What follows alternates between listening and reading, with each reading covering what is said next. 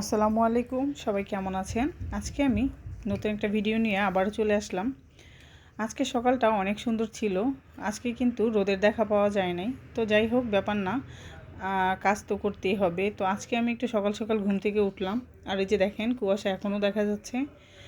আমি আজকে নানান রকমের ভর্তা করব, কারণ আজকে আমি আমার ভাগ্নির বাসায় যাব, আর ভাগ্নির জন্য এই ভর্তাগুলো করে নিয়ে যাব। এই জন্য আমি সকাল সকাল উঠেই কাজবাজ করে নিলাম। আর এখানে বেগুন ভর্তা, শুটকি ভর্তা, লাল শাক ভর্তা, কালো জিরা ভর্তা, আলু ভর্তা, ডাল ভর্তা, সাথে ছিল ছিম ভর্তা। তো এই ভর্তা কটা আমি করলাম। আর এসেই দেখি যে আমার ভাগ্নি আমার জন্য পিঠা বানাচ্ছে। আর এই পিঠার নাম হচ্ছে খোলাজা পিঠা। আর এটা নাকি খুবই ঐতিহ্যবাহী একটা পিঠা। তো যাই হোক, আমি কখনো খাইনি। তো আমার ভাগ্নি আমার থেকে অনেক ছোট, কিন্তু ও যে আমার জন্য এই পিঠাটা তৈরি করতেছে এটা দেখে আমি অনেক খুশি হয়ে গেলাম। তো যাই হোক ব্যাপার না, আসলে নিজের ভাগ্নি বলে কথা। ও পিঠাটা অনেক যত্ন করে বানাচ্ছে, আর খালি বলতেছে যেন পারফেক্ট হয়।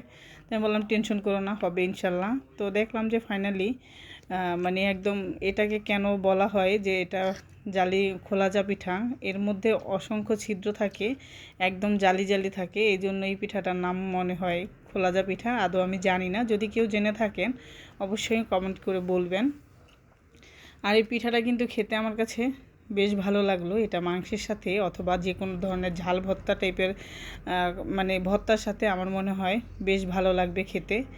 তো এই যে দেখেন আমার ভাগ্নি কিন্তু আমার জন্য এই পিঠার পাশে আরেকটা জিনিস তৈরি করেছে। এটা হচ্ছে চালের গুঁড়া আর ডালের গুঁড়া দিয়ে সাথে পেঁয়াজ কাঁচামরিচ দিয়ে ছোট্ট একটা বড়া তৈরি করেছে, মানে এটাও একটা চাপটির মতো। আর এই মোগলাইটা কিন্তু বাইরে থেকে কিনে আনা, এটা বাসায় করেনি। আর এখানে কিন্তু খুব সুন্দর ভাপা পিঠা আছে। এই সিজনাল ভাপা পিঠাটা কিন্তু এখনই খেতে অনেক ভালো লাগে, গরমের সময় কিন্তু আর ভালো লাগে না।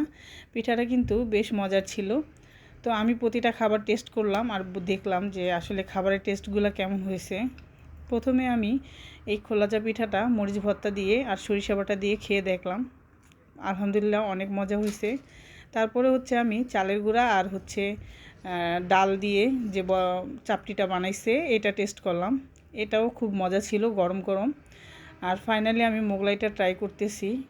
মোগলাইটা কিন্তু ডিমে একদম ভরপুর ছিল আর খেতে ভীষণ মজা ছিল। এটা কিন্তু ঘাটাইল কলেজ মোড় থেকে আনা হয়েছে, আপনারা চাইলে এখানে এসে খেতে পারেন। তো যাই হোক, আজকের মতো ভিডিওটা আর বেশি বড় করব না। আর এই সিজনাল ভাপা পিঠাটা এটা কিন্তু খেতে অনেক ভালো লাগে, আর এটাই শীতের সময় বেশি ভালো লাগে। তো আজকের ভিডিওটা কেমন লাগলো অবশ্যই কমেন্ট করে জানাবেন। তো আজকের মতো এখানেই বিদায় নিচ্ছি, আল্লাহ হাফেজ।